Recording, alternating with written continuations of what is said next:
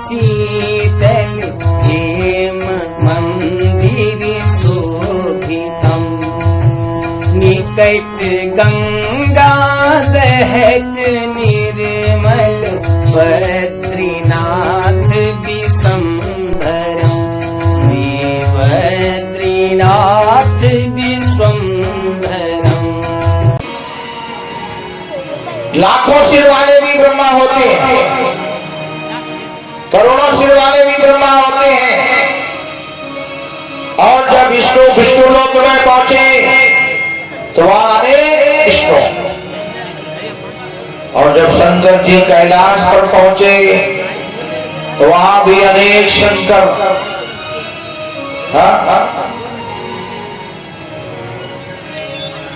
पश्चात जैसा भगवान शिव का पलंग था जिस पर वो बैठते थे। अब आप लोग सोच रहे हैं कि और बेहड़ा में कहा पलंग आएगा है? तो देखो एक बात याद आ गई। माता पार्वती ने देवादेव महादेव बाबा भोलेनाथ से कहा, महाराज सभी देवता अपने सुंदर सुंदर महलों में रहते हैं, क्या हम ऐसे पर्वत की गुफा में ही रहेंगे? क्या हमारा महल नहीं होगा? अपनी पत्नी पार्वती से बड़ा स्नेह करने वाले देवादेव महादेव बाबा भोलेनाथ ने कहा, प्रिय ये क्या बहुत बड़ी बात है। अभी मैं विश्वकर्मा को बुला करके, शिल्पकार को बुला करके सुंदर सा महल का निर्माण करवाता। शिल्पकार जी का ध्यान किया गया और सोने का महल बनवाया गया। सोने का महल। पार्वती जी बोली, महाराज जब कोई नया भवन बनता है तब उसका गृह प्रवेश भी होता है, पूजन होता है, तो हम क्यों ना किसी अच्छे आचार को, विद्वान को बुला करके इसका गृह प्रवेश करवाएं। उस समय महादेव का एक परम भक्त, बड़ा ही अच्छा प्रकांड विद्वान था जिसका नाम था रावण। रावण को जानते हो? ऐसे कपड़ियां हिलाएंगे जैसे रिश्तेदार हो। भैया कह रहे जानते हो? सुना हो नाम तो बात अलग, नाम तो सुनने वाली बात ना ही करे है। पंडित जी को नहीं पकड़ रहे तो कथा सुना। तो रावण इनका परम भक्त शिष्य था भोले बाबा का। तो रावण को बुलाया और गृह प्रवेश किया गया। और जब सारा विधान हो गया तो बाद में नंबर आता आचार दक्षिणा। एक बात आपको विशेष बताएं, दान और दक्षिणा में जमीन आसमान का परिवर्तन होता है। दान और दक्षिणा में परिवर्तन होता है। परिवर्तन क्या होता है आप जानते हैं? दान देहरी के बाहर होता, दक्षिणा देहरी के अंदर होती है। जब हम किसी को दान देते हैं तो आंगन में बिठाए के दान नहीं दो जाते। दान दरवाजे पे चढ़ करके दान किया जाता है। और जब किसी को दक्षिणा देते हैं तो जैसे पूजन विधान हुआ घर में, वैसे ही घर में उसको दक्षिणा दे दी जाती है। दूसरा परिवर्तन ये होता है कि दान अपनी श्रद्धा के अनुसार दिया जाता है। दान जो है, जो भी आपकी श्रद्धा हो उस हिसाब से दे दो। और दक्षिणा आचार्य की श्रद्धा के अनुसार दी जाती है। जब दक्षिणा दी जाती तो महाराज कितनी आपकी दक्षिणा हुई। और जब दान दिया जाता तो ये नहीं पूछा जाता कितना आपका दान हुआ।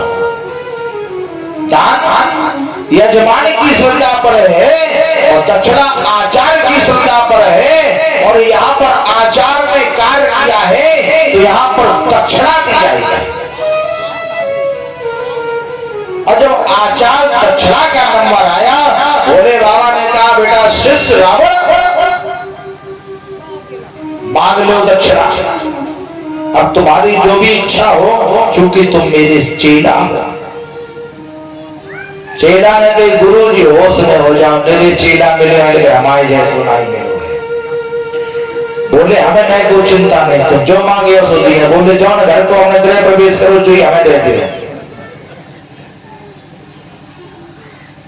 अब चूंकि चेला तो आचार, दशा तो आचार के हिसाब से देनी है, तो भोले बाबा को वो सोने का महल देना ही पड़ा, जिसका नाम था लंका।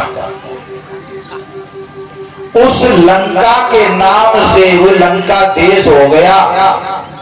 पूरी लंका में सोने के महल नहीं बने थे, कोई महल है तो सोने। ठीक है। अब जब एक बार चला गया, अब चूंकि कोई गरीब हो तो 20 बाई 40 को प्लाटों में भी हैरान हो, और जिसके यहाँ खजाने का भंडार, उसे काहे की चिंता। उन्हें एक चलो को चिंता न करो, दूसरों तैयार। और दूसरा फिर सोने का महल बनवाया गया। हमारी माताएं बहनें बड़ी चतुर होती हैं, अगर इन्हें चालाकों कह दो जाए तो बुराई नहीं है, बड़े चालाक चतुर है। काहे के मारे चतुर है जाना था? हम आपसे पूछ रहे, जाना तो ये चतुर काहे है? ये चतुर या के मारे ज्यादा है कि इनका अंटीना तगड़ो है। भाई सारी तरंगे तो अंटीनी से पकड़ जाती है, तो अपना अंटीना कटवा। पहचान ही नहीं है कि आप हिंदू हैं कि मुसलमान है। हमारे सनातन धर्म की पहचान हमारी चोटी से होती है। जरूरी नहीं कि पंडित जी हैं तभी बड़े बड़े बाल बैठाए चोटी जाम गाठी लगा। हाँ, आप लोगों को भी अधिकार है कि आप लोग भी चोटी रखाएं, खूब मोटी रखाएं, पंडितों जी से तगड़ी। हाँ, गुस्सा आ जाए तो हलाए दो पकड़ के। मैंने गुस्सा तो ये सबसे पहले चुटेगी पकड़। तो जिसकी लंबी चोटी होती, लंबे बाल होते हैं, उसका केंद्र स्थान भी मजबूत होता है चोटी से। क्योंकि हमारे जो खोपड़ी में दिमाग की मशीन है, वो कहाँ लगी है? ऐसे न करो, ऐसा नहीं, ऐसे करो। जो डॉक्टर लोगों से पूछो, हमारे जो है, जो माइंड की मशीन है वो यहाँ पे है, और इसीलिए वहां पे चोटी रखाई जाती है। और जब लंबी चोटी होती है तो देखो पंडित जी सवेरे कितनी जल्दी जल्दी मंत्र बोल रहे थे। खूब मोटी चुटैया गाठी लगी हुई, एकदम तरंगे पकड़ा चले गए अंटीना। तो अंटीना तो आप तो कटवाए, अब कथा गाओ और रीति बताओ। जय कुमार तो याद नहीं रहा था, मैं तो अंटीना वाली जगह खत्म हो गई तो हमने सब रही बार रखाए ले। बोले गोविंद भगवान की।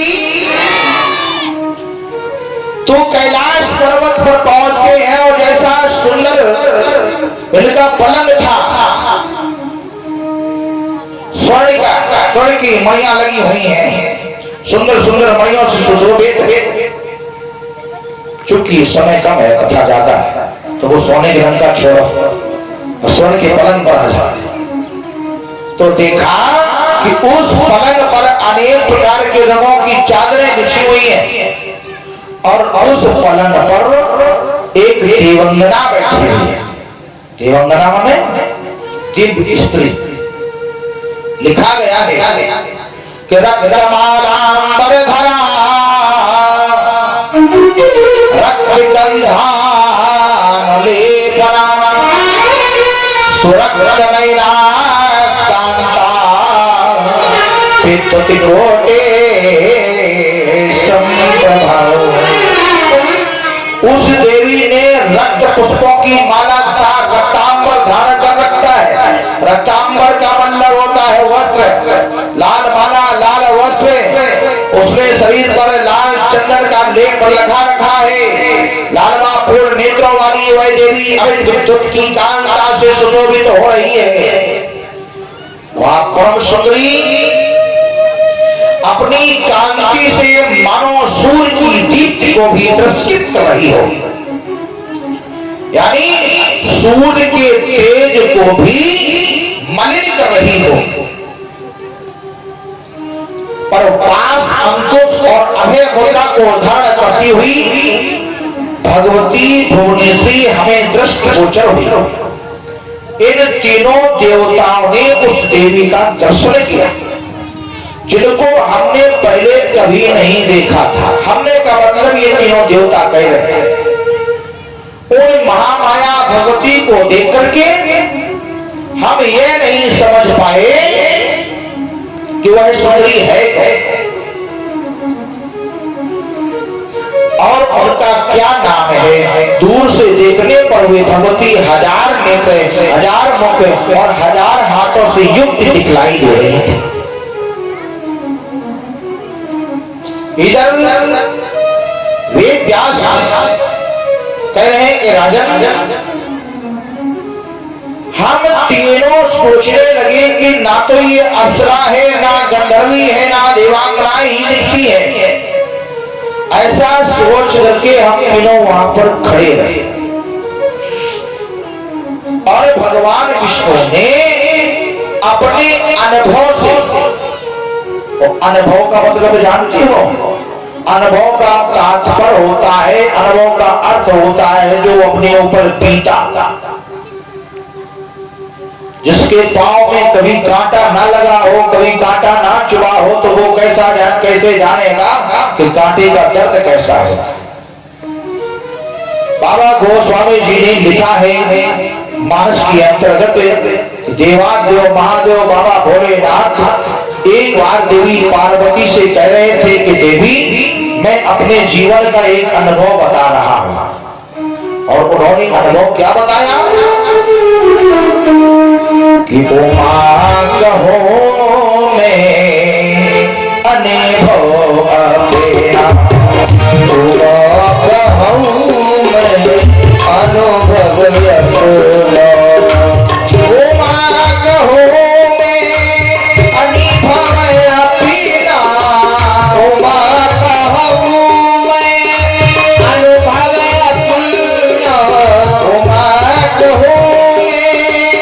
अनुभव अपना, उमा कहूँ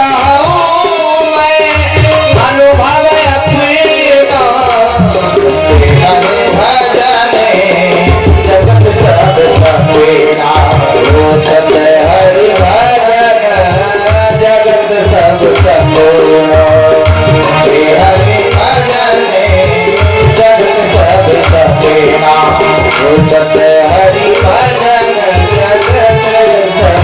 संपूर्ण।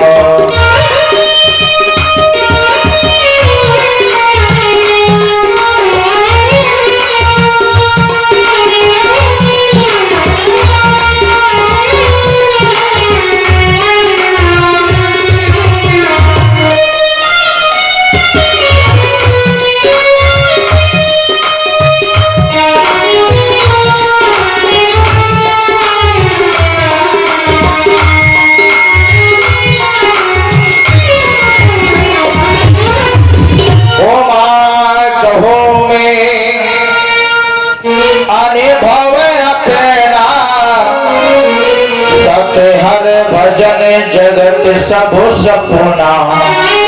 देवादेव महादेव बाबा भोलेनाथ देवी पार्वती से कह रहे हैं देवी मैं अपने जीवन का अनुभव बता रहा हूँ। सब हर भजन जगत सब सपना। कभी देखा है? बड़ा सपनों देखते, रोज ही सपने देखते।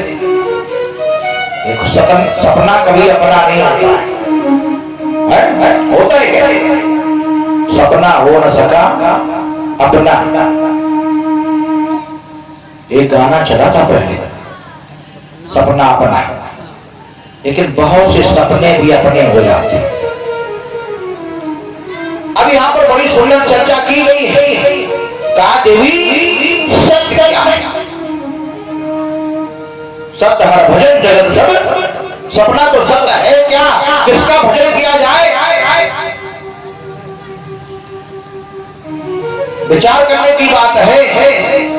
सत्य किसको कहा गया? जिसका कभी विनाश ना हो और जिसका कभी विनाश नहीं होगा वही सत्य है। और संसार क्या है? जगत माने जगत जाओ उसमें। हाँ, ऐसा सोचते जगत माने संसार। बोले बाबा कह रहे हैं जगत सब सपना सतहर भजन, जगत सब सपना। जगत माने संसार, ये सारा संसार एक सपने के समान है। यहाँ पर कोई भी अपना नहीं है। क्यों? बाबा ने लिखा है कि स्वार्थ लाग करे सब प्रीति और सुर नर मुन सबकी यहाँ प्रीति। यह सब स्वार्थ में मोहब्बत करते एक दूसरे से प्रेम, सब दिखावा है। रुपया अगर मंथली बीते तो प्रेम है। और एक महीना की कम हो गई बोले इतने कहाँ चले गए कि न पकड़ाए नहीं है? तो समझ लो खटपट धरी है। तो ये क्या है? स्वार्थ। यहाँ पे वास्तव में कोई भी किसी का नहीं है। यहाँ सब ये दिखावे का संसार है। अगर स्वार्थ ना हो तो एक पुत्र पिता से प्रेम नहीं करता है।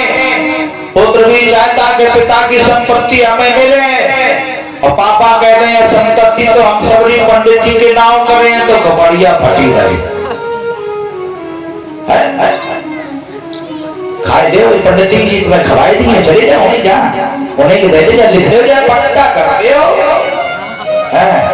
हमें ऐसे टुकड़ो कर दो हम ठडुआ बने घूमे पंडित जी मौज का।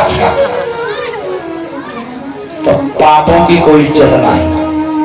काहे? जो स्वार्थ हर नहीं हो। तो बाबा गोस्वामी ने जो कुछ भी लिखा है एक एक चौपाई में बड़ा रहस्य छुपा हुआ है। और ये रामायण की जितनी चौपाइयां हैं ये अगर सही बात पहुंची जाए तो ये महामंत्र है जिसका स्वयं देवादेव महादेव ने अध्ययन किया है, ध्यान किया है, चिंतन किया है। रामायण के सबसे प्रथम रचयिता कौन है? ऐसे याद कर रही हैं जैसे किताब में पढ़ के सवेरे भूल गई बेचारिया, इतनी देर लगाई जाती है। लिखा है रच महेश निज मानस राखा। सबसे प्रथम रचयिता देवादेव महादेव बाबा भोलेनाथ हैं जिन्होंने इस रामचरित मानस को मन में ही रख लिया रचना करा। और जब समय आया तो इसके 3 स्थानों पर बंटवारा किया। इसके 1 करोड़ श्लोक है रामायण। अब श्लोकन वाली रामायण ही नहीं देखी तो कैसे कहते हैं कहा जाना बेचारे। 1 करोड़ श्लोक और फिर उस रामायण का हुआ बंटवारा। एक हिस्सा देवताओं को, एक हिस्सा पृथ्वी पे ब्राह्मणों को और एक हिस्सा पाताल लोक दानवों को। और आदमी है 3 और आखिरी में शब्द बचा 1 जिसमें अक्षर है। तो अब 2 अक्षर 3 आदमी बंटवारा कैसे? कोई कर सकता? कोई नहीं कर सकता। लड़ाई बड़ी चल करवाई दो। अब जो 2 अक्षर हैं और वो 2 अक्षर है क्या? राम। राम में अक्षर कितने? 2। और 2 से ही सारे ब्रह्मांड की रचना हुई है। 2 से ही सारे ब्रह्मांड की रचना हुई है। और वो 2 कौन है? एक पुरुष और एक प्रकृति। या यूं कहते हैं कि एक ब्रह्म और एक जीव। इसीलिए 2 अक्षरों के द्वारा मूर्तियों के द्वारा सारे ब्रह्मांड की रचना होने के कारण विद्वानों ने इस संसार का नाम